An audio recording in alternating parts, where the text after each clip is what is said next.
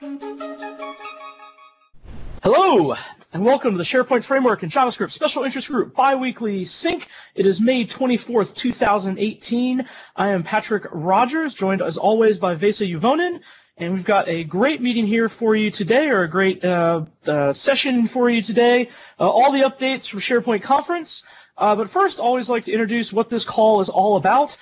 So this is the SharePoint Patterns and Practices Special Interest Group for SharePoint Framework and Client-Side Development, where we discuss the latest updates with SharePoint Framework, associated development patterns. We show lots of great demos from the community, and then as well we talk about the various efforts we're doing, the PnP JS libraries, as well as the Office 365 CLI and the reusable React controls. So I should update this slide to include listing those. But so really a great update for the community on all the stuff we're trying to do inside Patterns and Practices, both around new developments within SharePoint Framework itself, and then new developments in the supporting work we're doing around those things.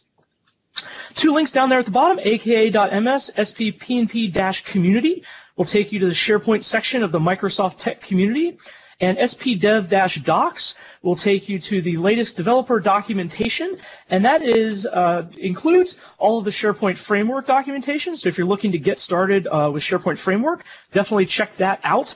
But as well, all the documentation is moving there for the other development platforms. So if you're doing add-in development, if you're doing the classic WSP development, the documentation. Stepping into our agenda, we'll have, as always, the engineering update on SharePoint Framework, the PnP JS client libraries, CLI, and then the reusable client controls.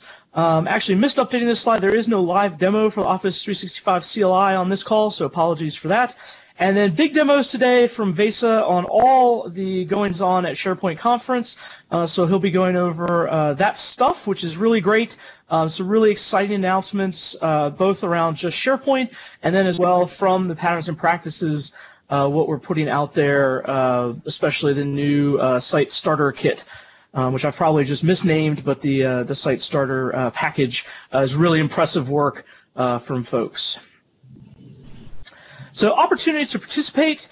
As always, we invite folks to demo a SharePoint Framework solution or really any kind of client-side solution related to SharePoint. Those are great things to demo. I always learn a ton from those demos, and they're always very much appreciated from the community. Demo anything involving any of the PnP JS libraries. I love to see that stuff as well. Love to see the ways folks are using that. You can contribute on GitHub. Of course, we always appreciate new issues. We appreciate feedback. And then as well, if you'd like to contribute code, submit a pull request. That's always very much appreciated as well. And then generally, you can always just submit feedback either through the issues list or you can reach out to us directly if it's really pressing. But we do appreciate that feedback on all the work we do. So not just the code samples, but these calls, the presentations, the videos, what could we do more of, what could we do a little bit differently. So stepping into the SharePoint Framework update, I'm going to hand this off to Vesa, and then I'm going to do my forced reboot of my computer, so hopefully I will join you all back shortly. Sounds good, and I'm just double checking the audio is still fine, so let me... Yes, sir. Cool, okay, so let's actually do that. And then let me, 1 second, closing that. Excellent, so I'm going to take over the presentation. So I'm going to go a few slides here and then talk about the roadmap slightly.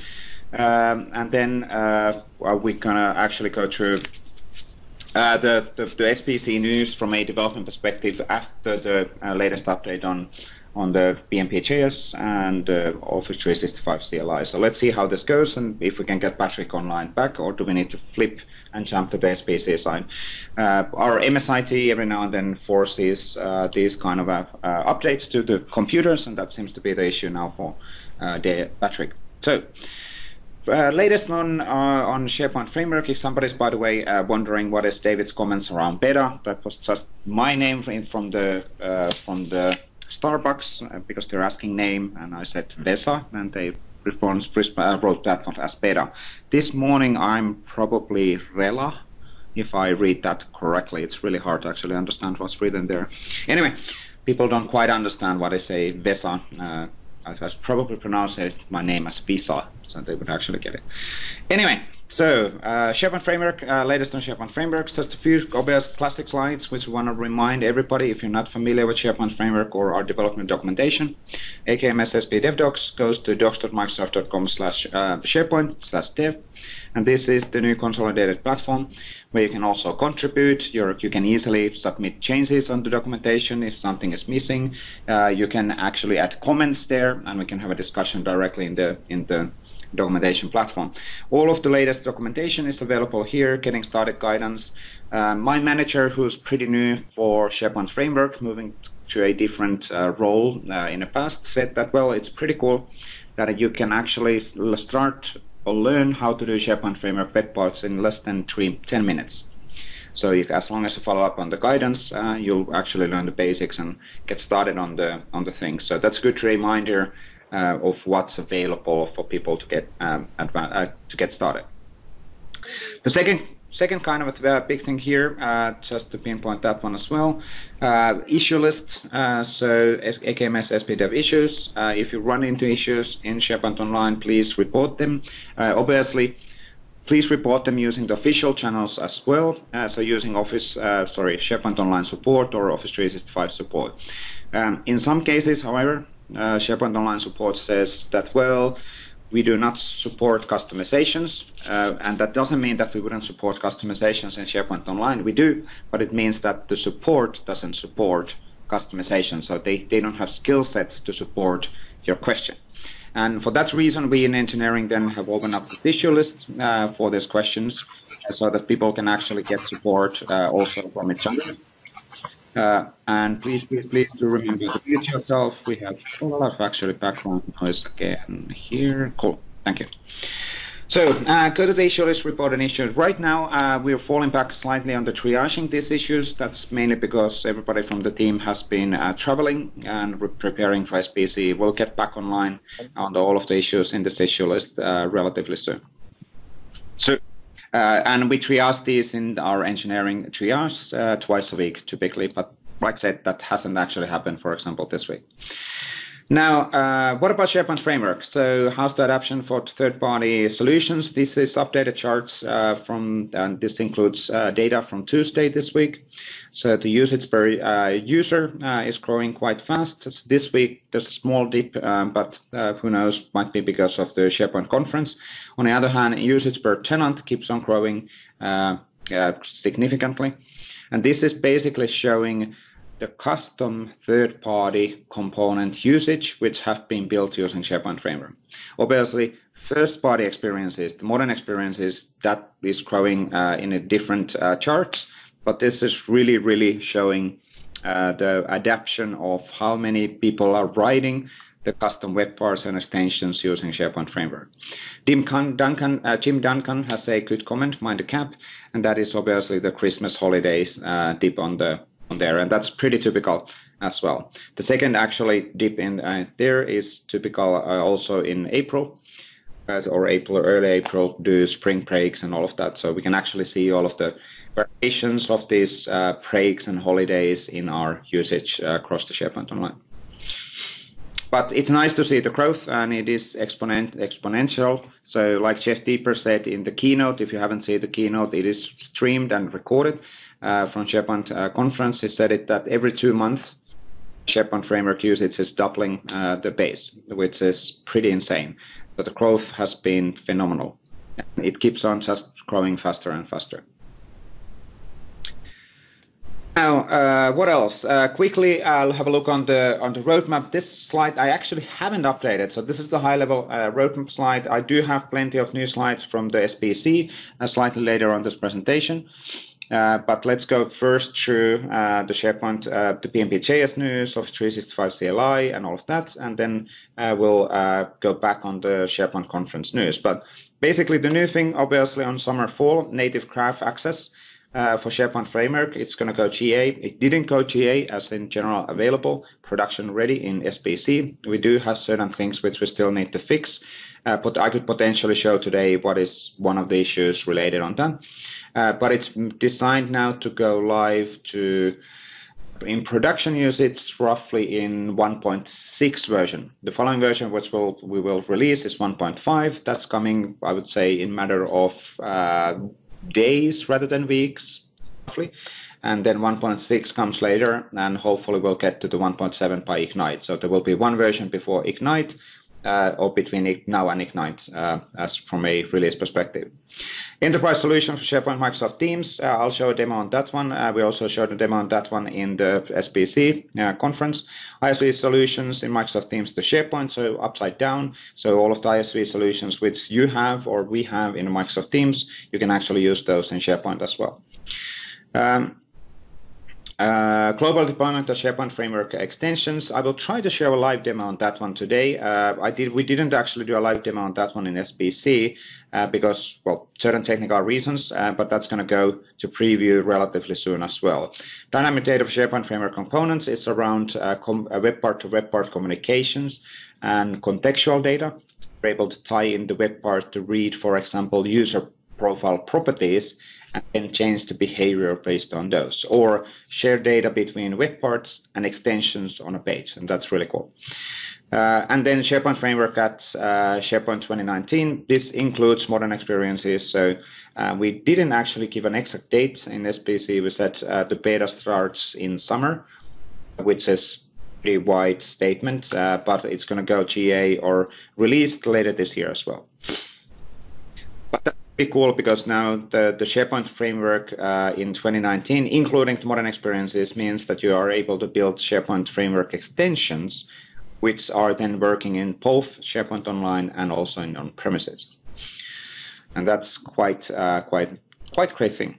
Now, on the PnP JS client-side libraries, for those who joined on the call early, so unfortunately Patrick's had a forced operating system update, so he's now probably waiting for operating system to actually update. Hopefully he'll get back on the call before the call is actually ending. So I'm going to go through these. I haven't actually checked these before this call because I didn't have a time, but let's see what we have new on the PnP client-side libraries. So the CDN JS support, well, it's still in works, getting closer. Weekly beta releases are coming typically on Fridays in the US timeframe, so you can actually test out stuff which is already in the pipeline. The changelog is updated regularly, so you're able to follow up on what's actually happening. There's plenty of bug fixes and issues getting resolved as well. And next Tuesday, the week from now, in European Collaboration Summit, there will be a pretty big announcement related on PnP JS. So Patrick and the PnP JS team has been building super cool stuff related on simplifying data access to certain services in SharePoint Online. So on next Tuesday, you will absolutely be more aware on that one. I know that these kind of teasers are pretty unfair, but you'll follow up. We will absolutely cover these things in the upcoming community calls and then follow up on the social media, what happens in the European Collaboration Summit on next Tuesday.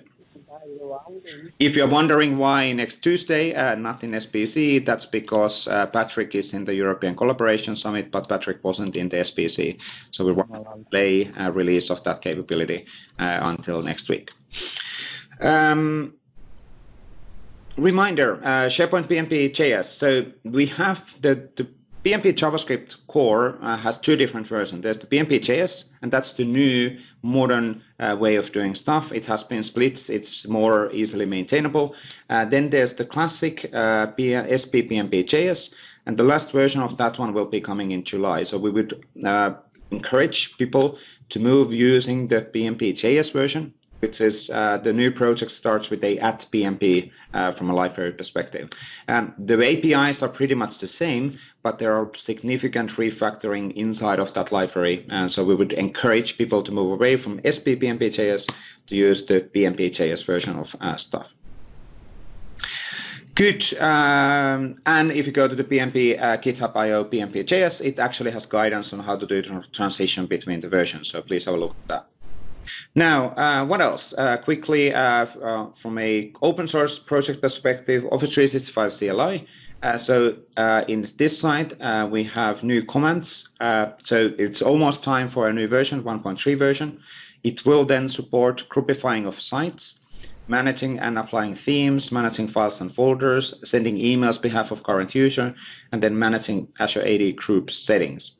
And if somebody is wondering what is the Office 365 CLI, this is a command line tool. CLI means command line interface for managing Office 365 settings. This is technically similar thing as SharePoint Online PowerShell or PnP PowerShell, but PowerShell only works within the Windows machines unless it's a PowerShell core. So this is more like up to the preference of a person. They want to use PowerShell or do they want to use Office 365 CLI? It's settings within their channel. Both options are absolutely fine, and if you can, it's up to you which tool you want to use within your tool set. AKMS Office 365 CLI is the address to find more information on this one. Now, SharePoint Framework reusable components. We actually talked about these ones even in the SPC keynote, which is recorded and available to be watched in the internet. There is a React Controls 1.4 version coming up pretty soon. There's really great new functionalities in this reusable controls. There's security trim controls, which was added. There's additional enhancements, which is getting added on this as well. And let me be, let's say, clear on what this is all about. So reusable SharePoint Framework controls basically are giving you ready-to-use functionalities and controls like property pickers, taxonomy pickers, color pickers, in the way that that control is using Office UI Fabric, but it is also aware that it's being used in the context of SharePoint. So as an example, a list view picker does know what are the lists within the SharePoint. You don't have to tell the list view picker, hey, this is the list of lists. So you don't have to worry about where the data is coming. Or the taxonomy picker is an absolutely brilliant example. You don't need to worry about where the taxonomy list is coming. You'll just use the control in the UI and configure the properties, and voila, that it renders nicely using Office UI Fabric, and it has the consistent look and feel. So we strongly encourage people to have a look on these controls. Now, we in engineering, in SharePoint engineering, we right now are not planning to go open source with SharePoint Framework and internals of SharePoint Framework. But this particular project, as an example, is there for us to actually feed and get some of the internal first-party controls and get them then released for you as an open source control. So it will be a separate code base, but a lot of these controls, what you see in these projects, are actually coming directly from SharePoint engineering, and more also in the future. So we are kind of using this as a channel to get stuff for you without us being forced to open everything around the SharePoint framework, which hopefully makes sense. Good. So moving on things. So let's actually move on to the SharePoint Conference North America. I have quite a few slides here. I will do also live demos on this one and explain certain things. I only have one screen in my consumption. So when we are in the slide mode, I can actually see your comments. But when I'm in the demo mode, I cannot unfortunately see your comments. Whenever Patrick comes back, well, if there's a ad hoc questions which need to be answered, you can always unmute yourself and interrupt me if I do at the demo section. But let's have a look on the greatest updates on the SharePoint Framework Conference, because a lot of the sessions in the SPC were not actually recorded, which is a pity. We'll get that one fixed for next year. Next year, there will be a SharePoint Conference North America also in May in Las Vegas. So next year, we'll absolutely make sure that these sessions are getting recorded properly. But on the roadmap side, so I basically took a lot of slides directly from the presentations, and we can talk about these things. This is more around the fact that what has been released already. So Office UI Fabric Core support, there's the Microsoft Graph in preview or in beta status. Tenant properties is out, application lifecycle management APIs are out, great stuff to have released since SPC. Now, on where we are actually heading, let's have a look on that one in here. So we are already in a situation that the getting started is under than 10 minutes. So you can actually follow up on our guidance and videos, which is basically teaching you how to get started in under 10 minutes. So within an hour, you actually have already implemented your web part, deployed that to the SharePoint Online, and you've kind of learned the process of the tooling and everything else, which is great. And sure, there's always room for learning more, but in reality, the getting started and basics, what do you need to learn is not that much. Understanding React and understanding TypeScript is pretty much all you need to do, or basically understanding TypeScript. Everything else is just commands in command line, which sure, you can learn more in the future, what is a gulp and what is an npm and what is everything else. But to get started on building web parts, you actually don't need to understand the in and outs of the underlying platform. You can still actually build cool web parts using SharePoint Framework. We have Knockout and React templates available. There's on-premises and cloud options available. First party and third party are, I would say, in quotes, identical. There are certain nuance differences, and we're trying to make them more and more identical also in the future.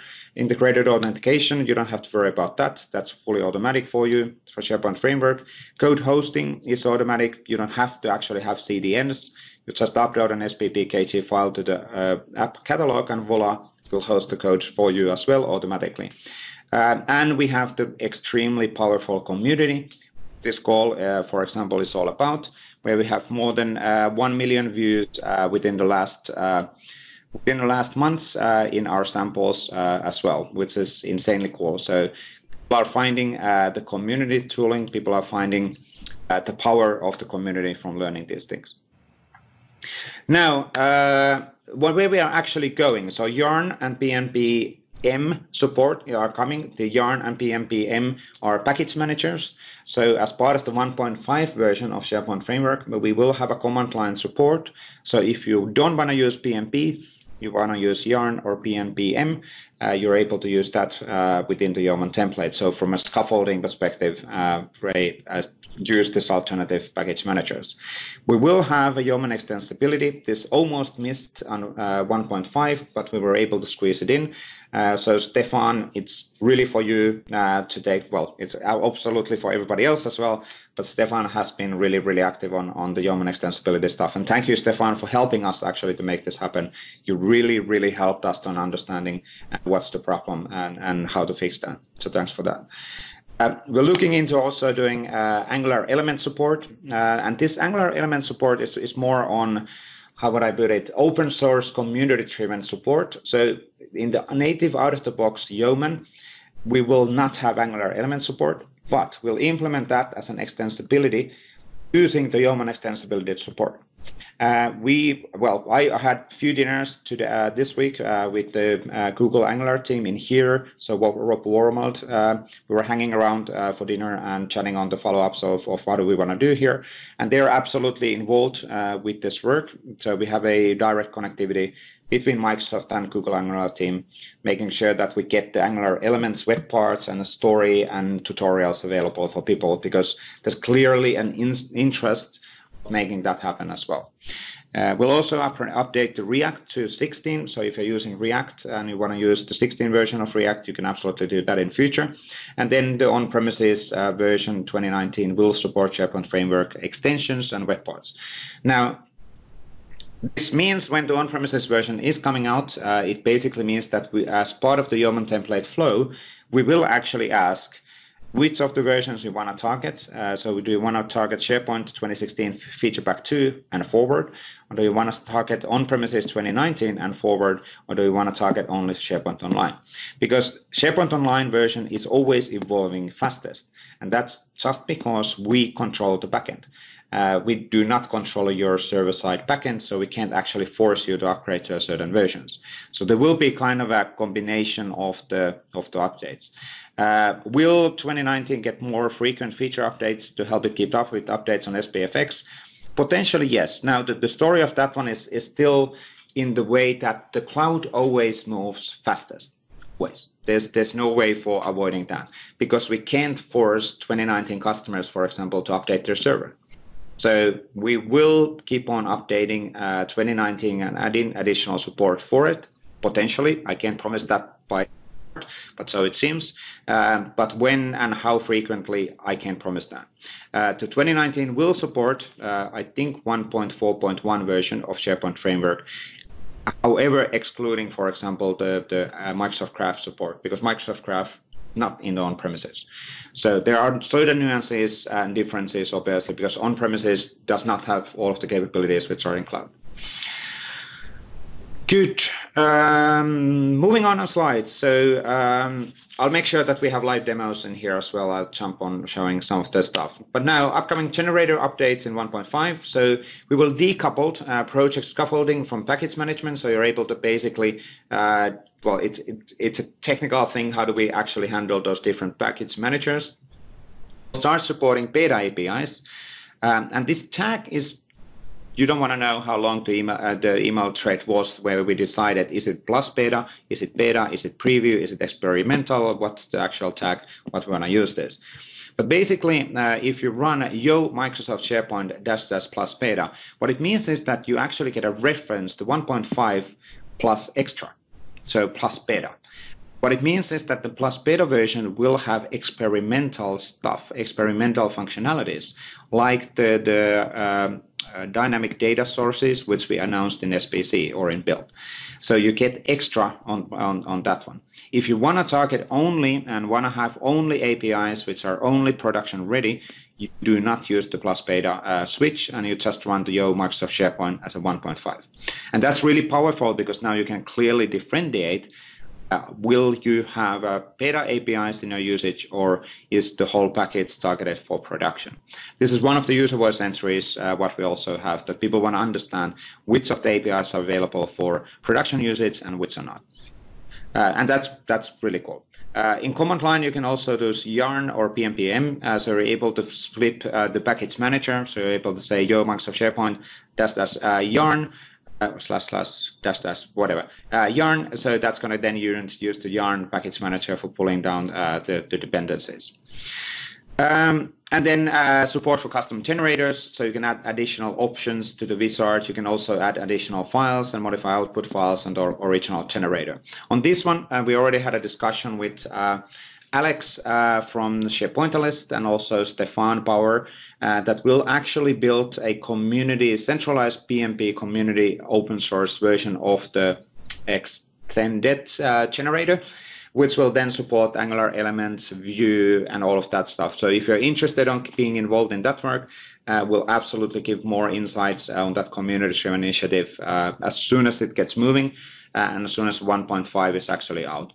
I'll talk more detailed with Stefan next week in European Collaboration Summit, and we'll figure out the steps to move forward on that. But really the key thing here is that we would rather want to see a one single open source extension generator through PnP where everybody can contribute, rather than having competing multiple set of random generators and nobody knows which of them are working and which are not. So trying to get this PnP extensibility generator then available, which, like I said, support Angular elements and all of that. Good. What else? Developer starts with the community. So thank you for you. Our community, our SharePoint PnP community, actually got a lot of love from Jeff Deeper, even in the keynote. It is actually the most vibrant and most active community under the Office 365 in global scale. Plus, obviously, our SharePoint Saturdays and everything else are helping significantly growing this community. But there's 1 million sample views since Ignite, 800,000 views on documentation per month in our documentation, and that's extremely powerful because it also gives you the opportunity to tell us what's missing, and which is also key. If something is missing, something is wrong, please let us know. We can help you by you setting us giving us constructive feedback on what's missing. Complaining somewhere in Twitter that Microsoft doesn't get it, that's not actually that productive. Let us know constructive feedback, how we can help you, and we'll get things moving sooner or later based on your input as well. Good. 1 second. We still don't see Patrick on the. Hopefully, Patrick's upgrade is not completely south. We'll see how it goes. Good. Moving on things. So thank you, everybody. Thank you for your contributions. You are actually the reason why this works, and you are the reason why we get more and more attention in a global scale, actually, for SharePoint Framework and SharePoint as a new, vibrant, well, it's not a new product, but it's a growing product, absolutely, in Office 365. Good. Some things around the covenants, and let me jump to a quick demo after this slide related on tenant-wide deployment of the extensions. But right now we have the tenant and site app catalog. We have CDN support, which is great. We have tenant properties, asset deployment, ALM APIs, modern site designs, and site script, and that's really great. Now, the tenant-wide deployment of extensions is a super capability. I'll show you that in practice right after this slide. I'll just jump to an ad hoc demo here. Content security policy is a great capability which comes as well. This is actually browser-based thing, but you as a tenant administrator are able to configure which domains and URLs it is allowed to download scripts. So you're able to define that it's only fine to download JavaScript files from the following domains. So this is a kind of a security capability. So you're able to control and add this additional control for the customizations. Isolated web parts, that's pretty cool as well. So you can have an existing web part, but then you actually isolate that to be executed in iframe. And the experience is completely seamless.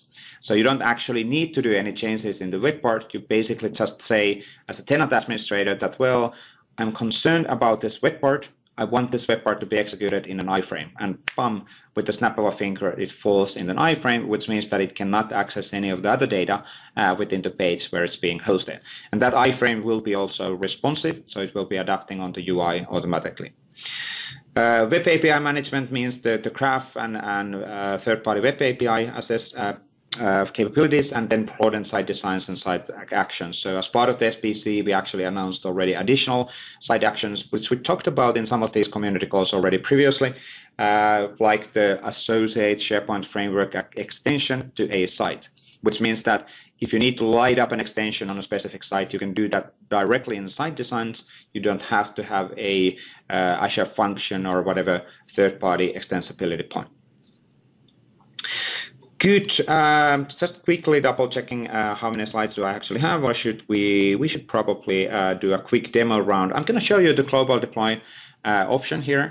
So let me jump on my screen. You need to tell me when the screen sharing is working, because I only have one screen in my consumption today. So let's do that.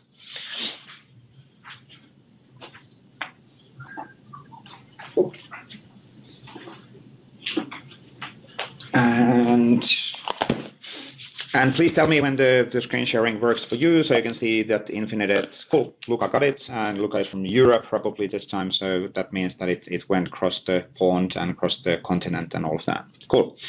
Yes, it's Skype Inception. That's actually a good way of putting this.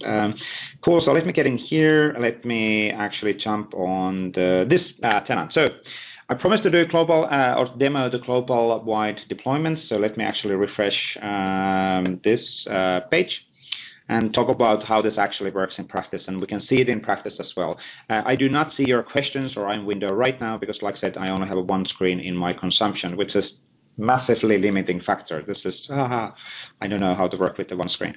But as part of 1.5 or right after, I think this is actually in the 1.6. Potentially, we could actually enable the server-side capabilities before that. We will have this global deployed extension support. And what it means is that as part of your SPFx file, you can actually have a definition which defines that extension based on a manifest ID to be available across your tenant. And that means that you do not explicitly need to deploy anything to a tenant. You do not need to, to a site. You do not need to run any code. You do not need to associate the extension to be available by using whatever APIs in a site level. And let me show this one in practice. So here we have a native or a normal group site. And I'll come back on the potential questions in a second. I'll quickly run through the demo, and then we can go back on the slides. Here's actually the list where we control the tenant-wide extensions. So this will be a list in the app catalog site. We will add a link to that list in the site contents page, so the administrator can go there directly as well. But you can actually define these entries and component properties and also the location, the whole row to be automatically added whenever your SPFx file is getting deployed to the app catalog. In this case, I'm going to actually modify this. So I'm going to light up this extension. This is a application customizer. So I'm actually lighting that on up in my tenant, in this particular tenant. And now if I go to this site, and I'll do refresh. We can actually see that extension getting rendered. There is some level of a caching these things. In production, when this goes initially to production usage, there might be up to 20 minutes cache on the making that happen. Let's see if I can actually make that visible. Come on, there it is. Okay. So what we actually got in this extension is that we added a footer, which has a standardized set of component links and also personalized links. So now in the tool selection, you can actually see a standardized set of component links, and then I have my link section in here, which I can also edit. So I can actually go to this edit functionality and say my call link, and let's give it a name, aka MS SPFx. The one URL to remember, the one URL to rule them all. Save that, and that means that now that particular link is available within the extension as well. Cool extension as well, but really the key point here is that if I create a new site as well, or a new site collection, if I go any site collection at this tenant, actually all of those site collections have this extension available. So let's actually double check that one, that it actually truly works. So if I go create site, theme site, let's call this SIG demo, special interest group demo, and let's get that one moving. 1, 2, 3, 4, 5. Right about now, the site collection should be created. There we go. And clicking finish. And what's really cool about, because we have that globally deployed setting for the extension available, all of the new tenants, existing tenants, old tenants, they have this functionality available immediately. It doesn't matter where I go in this tenant, because I didn't have any filtering for this entry. It will actually, this extension will be rendered across the tenant automatically, new and old sites. It doesn't matter where the site is actually being created. If needed, you're able to filter as well. So you're able to say that, hey, this particular extension will only be rendered, for example, in a group site or a communication site, or if it's a list view command set, meaning buttons in lists, you're able to target those buttons to a specific list template. Really cool stuff, isn't it? So you're able to say that, hey, this button and this button, we want to put those in the document library, and these only to the custom list, and woof, yay, everything is available automatically, runtime. Good. I'm going to move back on the slides, quickly check if there's, oh, not there in here. If there was any really urgent ad hoc questions on that one, but I think we went through that from a high-level perspective on both sides. So I'm going to move back on the slide. Patrick's still not back, so he's really taking quite a lot of time to get his machine fixed. Cool, and we're back in slides. And somebody needs to confirm that you can see the slides as well, so it's not only me. Excellent, thanks. Cool. Good, so that's tenant-wide deployment extension. It is absolutely super powerful. Actually, surprisingly simple for us to implement in the end, but a really powerful way of pushing functionalities then available across all of the modern experiences. And that means basically all of the experiences in modern sites, so including classic sites with modern experiences. Just writing one note on the side, and let me continue. Here we go. Is there a sample for that in GitHub? I'll get back on that one in a second. The answer is yes. You can have, this is completely open source for you to use. Now, high permission web parts. So this is after 1.5. This, what it means is that if you have concerns, you are able to isolate a web part to be executed in an iframe. So as a tenant administrator, you might actually have to agree that, well, these web parts which have been developed in-house, this is fine to actually be used as such.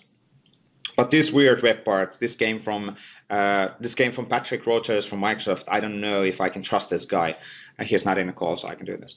Let me isolate this web part to a iframe. And the iframe is basically adding that additional level of a security, because iframe basically is a domain boundary, and that means that iframe, the web part in an iframe cannot access any of the data, the other data within a page.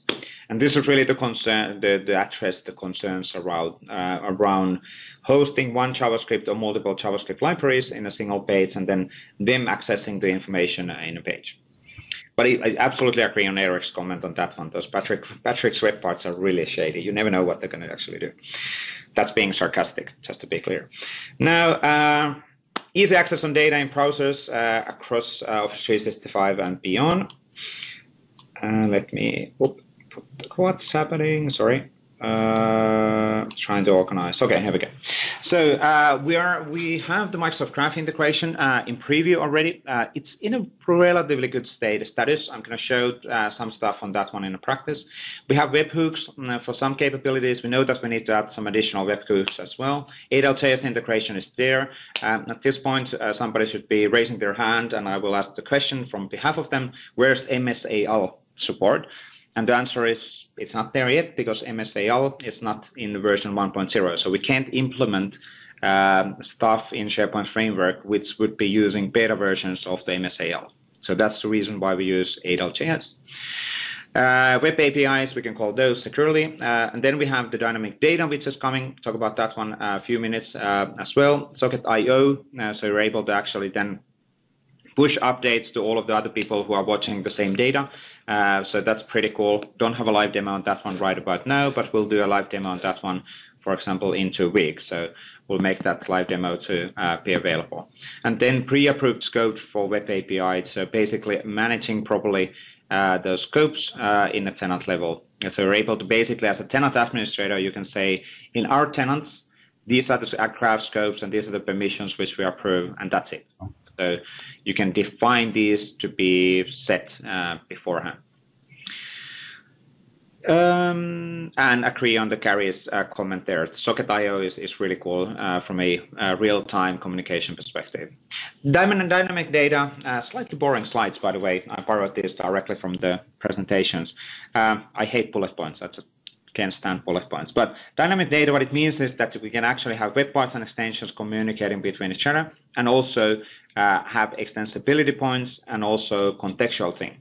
So basically, you're able to loop in your web parts or extensions dynamically, for example, the user profile or user-based data and react based on that, or you're able to connect to another web part or data sources on a page. I'm not going to do a live demo on this one. In the build recording session, which I did in Microsoft Build 2 weeks back, we actually showed a high level what this actually works. So really cool stuff. This is coming in 1.5 plus beta in matter of days rather than months or weeks. So the 1.5 and 1.5 plus beta is coming soon. I can't say yet when, because it might still be slightly delayed, so I can't give you an exact date. Data sources expose the set of data others can consume. Then there's consumers, and there will be well-known data sources like web parts, extensions, and page context, and you can build your own data sources as well. So this is really extensible platform. It's not just for web part to web part communication, so it's much more than that. And we'll come up with a proper documentation, cool demos, and tutorials on this one when we get it available. So matter of days rather than weeks or somewhere around there, so it's coming pretty soon to preview. Good. Socket.io mentioned already provides ability to listen to changes for a list or a library. So basically, you can have web parts which are on real time, watching what's happening in a list, so they can actually snap and react on those changes which are happening, which is really cool. You're able to, well, basically ping the server if something has changed, so you can actually react those changes. And it is exposed through Microsoft Graph. So our Graph endpoints for files and libraries and lists will be the way how to make this happen. We'll have the right tutorial available on this one when we get closer, or whenever we release this to be available. And this is, I think this is the final slide before we go to the actual bigger demo, and where you can actually find what I demonstrated around the footer as well. So expose more UX surfaces for customizations. So we have pages, layouts, toolbox, web parts, extensions, placeholders on top and bottom, and pages in Microsoft Teams. But now the next thing, the big thing is then that we're adding pre-allocation support for placeholders. So your code can basically say, hey, by the way, SharePoint, so I have a header placeholder, so could you pre-allocate 50 pixels on that one? So I will be rendering myself on there whenever the page loading is completed. And that will then reduce the page movement during the loading of the page. So if you have a slow bandwidth and it takes a while to load the page, that one will basically then remove the movement of the page as divs are getting rendered on the page renderer. Header and navigation extensions. So having a header and extension, navigation extension, explicit extensions available. Content footer placeholder. So right now our footer placeholder is floating one. So basically it is not in the content, it is actually on top of the content. So we'll add that content footer placeholder as an additional thing there as well. Then we're looking into doing in quotes app pages. We'll talk about that one potentially more well in the upcoming special interest group calls when we get that plan more clarified, but it's not precisely single page application, but it's something slightly to that direction. We'll talk about that one slightly later. And then SharePoint Framework targeted Teams tab. So you write once a SharePoint Framework solution as a web part, you can actually expose the same web part as a Teams tab in the Microsoft Teams. And that's super cool actually, because it's the same code base.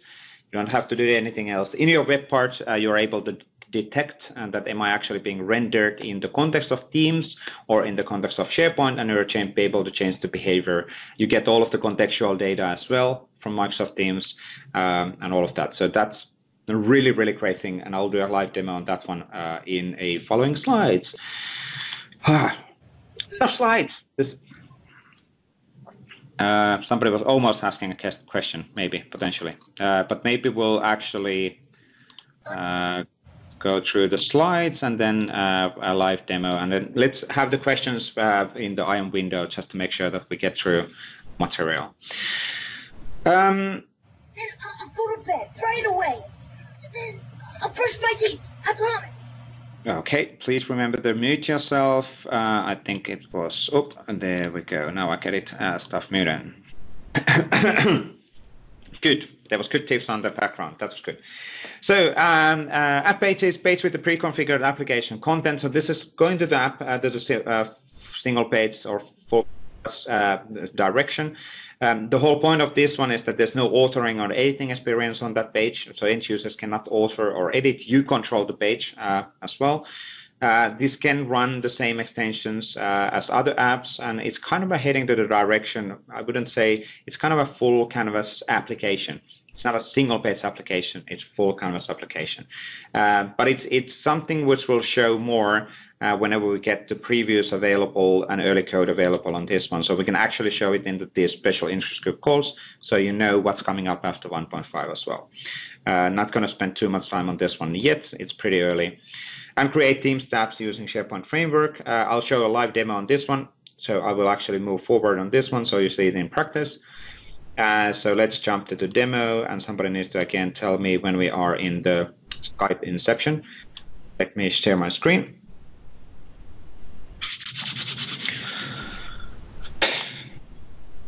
And tell me when the Skype inception is visible. Excellent. It's an infinite loop of Skypes. Okay, so let me go to the. Let me explain what we actually have available. I would have a few slides around the SharePoint starter kit, but let me actually jump and explain this one, and I'm going to show the Teams tab. I'm just conscious about the time because we have only 10 minutes. So, as part of announcements in SharePoint SharePoint Conference, we announced availability of PnP's SharePoint Starter Kit. And this is actually super cool setup, which you can use, and in a matter of minutes, you can provision ready-to-use modern communication site, which also has predefined content, few custom web parts, extensions, functionalities, and everything. You're able to also then adjust the theming if you don't like the orange. Somebody might be asking, why is it orange? Well, orange is my favorite color, so we decided to make it orange. But you can absolutely adjust the colors using the theming functionality. But really, this is available already. If you go to the GitHub and SharePoint, I can actually show this one in here. GitHub SharePoint/SP Starter Kit. You can actually download that. If you just want to download that, you go to the download zip. And then there is a high-level description of what needs to be done in this getting started level. Now, our existing documentation of this one, this tool, is pretty highly super limited. So we do apologize on that one. It's just a matter of resourcing. Immediately when this conference madness is cleared, we will definitely make more investments or time into documentation, videos, and everything else available, so everybody can actually put this up and running within their tenant. Now, what this one actually does, it creates 3 different site collections. So don't use it potentially in your production tenant, because it does actually create 3 different site collections and add some settings in the taxonomy and all of that stuff. So you want to potentially use a trial tenant or your dev tenant, for example, from the dev program. Quick on that one. So let me go.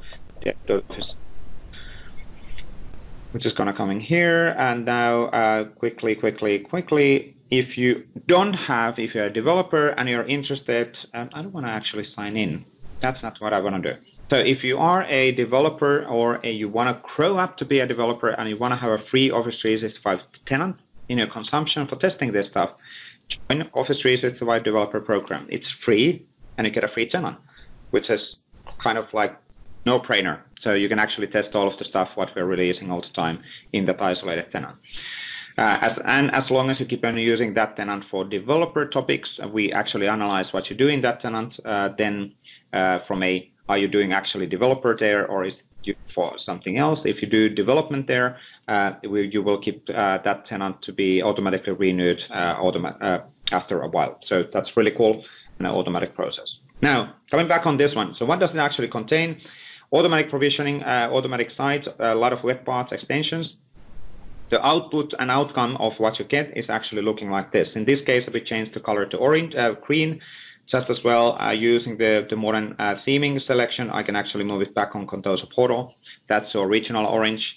It is actually, this brings back memories from a SharePoint 2010 Beta 1, because SharePoint 2010 Beta 1 was actually orange, which freaked out a lot of people. It was an internal build. It was never actually visible outside. But let's put it aligned onto the screen. Let me click apply, put it in here, and you actually get this kind of a starter kit. It's starter kit of showing you how a modern portal could look like. These are, for example, now just the pointers to our developer guidance, so set up and getting started. We'll keep on adding additional content here. It is already provisioning, for example, news. So you can actually see that provisioning news and the news themselves have images and background and everything else. They're working already properly. They have custom web parts functionalities like world time in here. It also have a nice extension, extending the footer extension, which is kind of an extending one. And then from where you can go also and edit your personalized links. So like something like my important page, and what was the URL to remember? AKMS PnP, our community URL, where you can actually find all of the relevant information or additional information as well. Saving that one, it's going to be saved, and 1, 2, 3, it's underneath my links, which is super cool in here. What this one also does as well is that if I go and create a new site, so after installing the starter kit, it actually adds also site designs and site scripts to your tenant. So we use PnP provisioning engine to push site designs and site scripts to your tenant, which is actually kind of cool. So we're using provisioning engine to provisioning engine, which is kind of meta. It's kind of mind-blowing actually. But if you create a site and you go to the site design selection, you can actually find Contoso Portal theme site. This is one example of why we recommend this not to be executed in your production tenant, because these things will be visible. But now if I choose the Contoso Portal theme site, let's give it a name, something like SIG can be deleted after a call. And I'm going to create this one, 1, 2, 3, 4, 5, right about now. Great. Creating site, come on. Oh, there we go. Site is getting created, and now we can actually see the site. It is applying a site design. It is aligning that site to the theme color, associating that to the hub site. It actually says action failed in this case. Don't know why, because I think it actually was successful. Let's see. It was not successful. Really? But what it actually did, it created the site. By default, it actually should associate this to the hub site, which would be the PnP StarterKit hub site. So it would actually get then the documentation and the high-level navigation available. So let's save that one, which is now here. And you also get the extension. Render. There we go. The same extension available, which I showed already in the context of globally deployed extensions. And again, all of the source code, everything else, automation, provisioning, everything is available in here. So as an example, if you go to the solution folder, source code for all of the examples, web parts, and everything else is available in here as well. If I jump back on the hub site, which is the portal, which is now tying in then the connection between these demo environments, this one also have this really cool personal view. So let's see if this worked this time.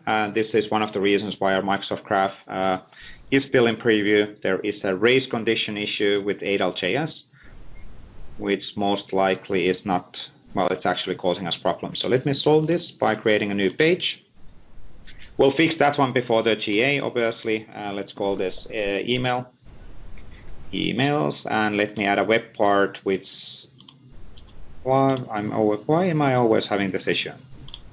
Let's actually do this. I have email.aspx. Let me jump in there.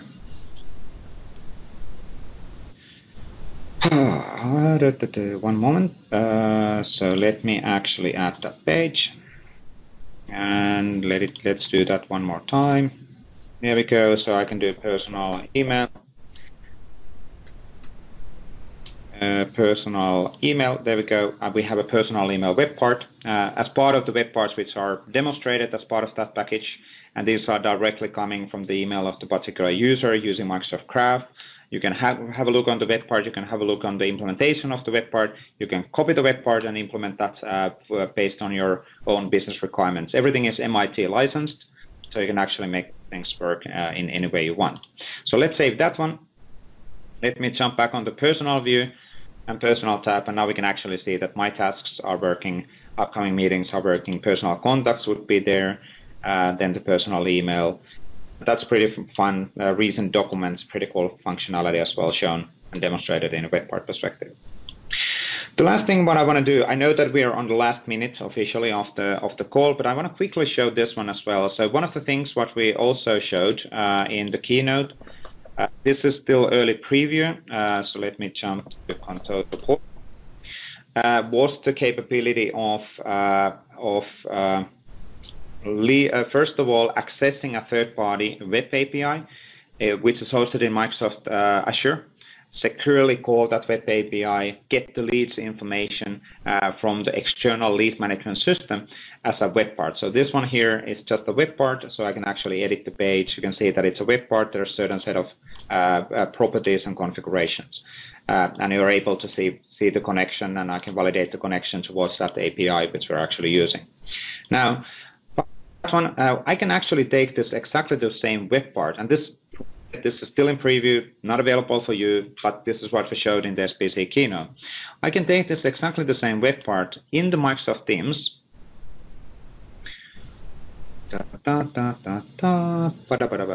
When the Microsoft Teams is opening up, there we go, loading Microsoft Teams. I'm using now the browser version of Microsoft Teams, and I can take basically exactly the same web part. Let's actually put it in another channel so you can see that in practice.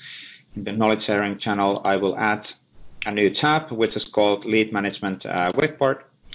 And I'm able to see exactly the same configuration options as I have on the web part in the SharePoint side. Clicking Apply, clicking Save, and voila, we actually have exactly the same functionality as a Microsoft Teams tab in Microsoft Teams in same code base. So this does not require any changes on your code base unless you want to have some contextual implementation. So like if I'm rendered in Teams, I will have some additional capabilities versus when I'm rendered in SharePoint. This is mind-blowing because this is the direction where we are heading, which is aligning our development topics across Office 365. So you as a developer, as long as you write SharePoint framework with all of the tool sets and goodies and advantages what we have in SharePoint framework, your customization actually works also in Microsoft Teams and also in future in other solutions as well and services. And that's really cool. It really enforces also the message that it is worthwhile to learn SharePoint framework because this is the way of customizing stuff in future in Office 365. Super cool. Now, we ran out of time, and I do apologize. I had, again, too much content. So I'm going to flip back on the slides, do 2 slides, and then we're going to close up the webcast after that. Just out of curiosity, we still haven't got Patrick back from his forced operating system update. So let me get the slide back. A few things around the SharePoint framework. So this one, so the SharePoint starter kit, AKMS SP Dev starter kit is one URL to get there, or you can get to the GitHub. Like I said, we'll improve the documentation on this one. It has automatic provisioning. It has more than 15 web parts, 7 extensions, site design, site scripts, all of the goodies to get started on the modern experiences. This could be your demo environment, pre-sales environment. You can easily adjust the images, colors, whatever as needed. And this, we will keep on growing this towards the Ignite as well. I'm going to dump some of these statements and questions and do in here. Next steps for the starter kit, we will improve the documentation. We'll have more polished automated demo content, so you don't have to worry about, well, I don't want to create example news. Not a problem. We'll get example news provisioned for you as well. And then the last thing, which is in a pretty, you can't really see that gray area there, but by Ignite, we will have a website where you can sign in as a tenant administrator. It's a multi-tenant application hosted in Azure, and you can actually upload a theme file, change the default images, and say provision you the site collection to any tenant where you want from a single location. That's really, really, really cool, because you can then basically prepare a demo for anybody within a matter of minutes, and less than 30 minutes you will have a up and running modern example of a communication site which has been then modified or extended with these add-on capabilities. It's quite a few URLs. Good. Good that people actually got that URL stored. You can go to the GitHub one. It's available from there. And you'll let us know what you like on that. We know that the documentation is in horrible status. We do apologize on that. We'll work on that one one step at a time immediately when we have time to do that. It's been pretty crazy conference season, and next week there's a European Collaboration Summit still in Mainz, which will keep the team busy. But we'll try to find some time to get the documentation in better format. Paul is asking, when is the Teams integration coming? We don't have exact time. It is post 1.5. Potentially in 1.6 or by Ignite to preview. So it's coming relatively soon. We're pretty close actually on locking down the design. It's just a matter of then getting one implemented. Again, I can't promise an exact date, but it's getting pretty close. Any idea when SharePoint Spaces GA is coming? No idea. No, I don't want to actually comment anything on SharePoint Spaces for now. By Ignite, we'll have also PnP examples and PnP extensions for Microsoft Spaces and SharePoint Spaces. So we already agreed on using the PnP as the channel, how to show extensibility in the Microsoft Spaces, which is pretty cool. I'm still debating on getting my own HoloLens from my manager, but Paolo from our team already has a HoloLens, so we can actually pull this off.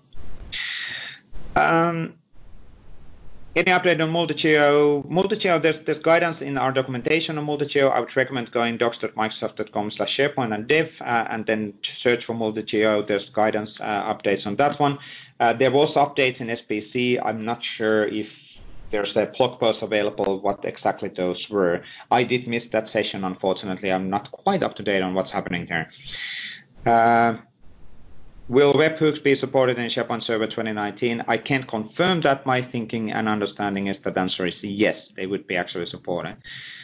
We need our own PnP calls in SharePoint Spaces. Let's see. Let's see if that will catch on. Absolutely, we can set up our own community special interest group calls for SharePoint Spaces, one step at a time, and let's see how it actually works. Cool. I think that's it for this one. Sorry for taking additional 6 minutes of your time.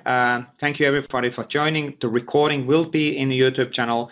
Unfortunately, most likely not within 24 hours because I need to actually fly back to Europe tomorrow, well, in a few hours actually. But we'll try to get it in the YouTube channel latest during the weekend, but it will be there ASAP. Thank you everybody for joining. We'll have the next SharePoint Framework Community Call in June 7th, and then general SharePoint Dev's special interest group call within a week. From a week from now, we're going to talk about all of the non-SharePoint Framework news. SharePoint Conference, which you might have actually missed. So what's new in the site design, site scripts, and all of that absolutely going to be demoed in the week from now. Thank you everybody for joining. Please keep your feedback coming. Please use the issue list. Please give us feedback on the starter kit. Yeah, brilliant. Thank you everybody. We'll be absolutely in touch. Bye-bye.